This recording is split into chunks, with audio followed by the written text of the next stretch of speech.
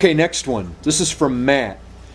Do you believe Christians should watch television for the purpose of entertainment, taking into consideration 1 John 2:15? Let me read 1 John 2:15 if you're not familiar with it. Do not love the world or the things in the world. If anyone loves the world, the love of the Father is not in him.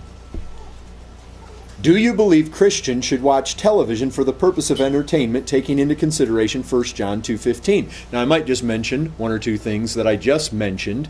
The fact is that 1 John 2:15 does not specifically say that it is sin to own a television or to have a computer that you may watch things on. It doesn't say that.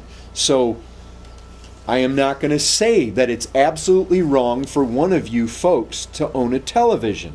Now, that being said, let me remind you of some other things that Scripture does say. Psalm 101, verse 3. I will not set before my eyes anything that is worthless. How about we read that one again? I will not set before my eyes anything that is worthless.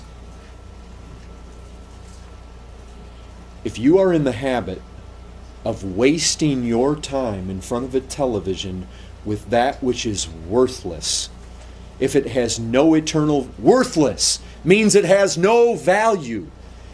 If it has no value for your soul, it has no value for your life, it has no value for eternity, what in the world are you doing sitting there wasting your time that you're supposed to redeem?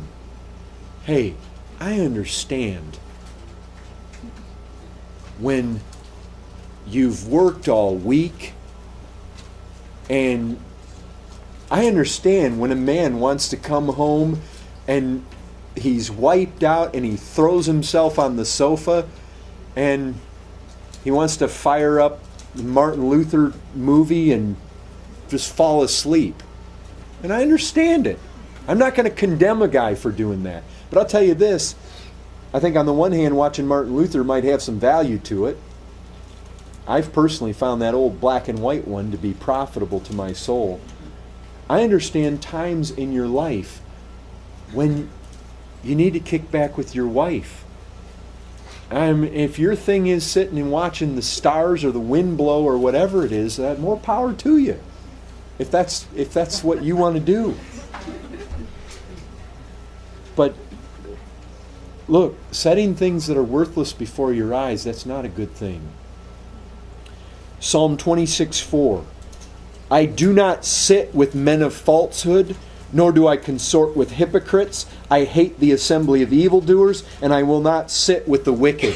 I will not sit with the wicked. If you're watching trash and filth and wicked men do wicked things on television, what do you think? Do you think that's any different than if the guy's sitting at your dinner table?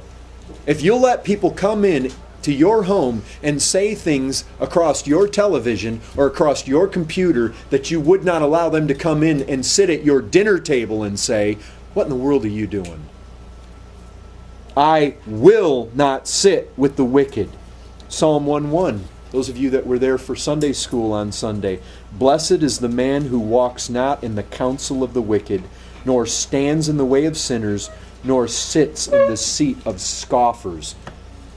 And there is so much garbage, and there is so much worldly perspective. There is so much counsel of the wicked. There is so much of the way of sinners and the seat of scoffers coming across televisions. And if you'll sit there and absorb that, you are doing what the blessed righteous man of Psalm 1 does not do.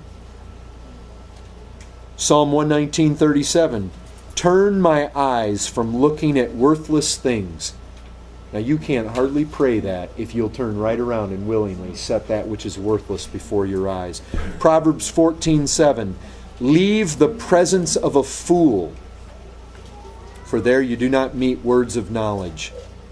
If you've got idiots and fools saying foolish things, doing foolish things, the fool says in his heart, there is no God, living godless lives on television, It says leave that presence. It doesn't say sit there and suck it up. It says leave it. You've got the power of the clicker, folks.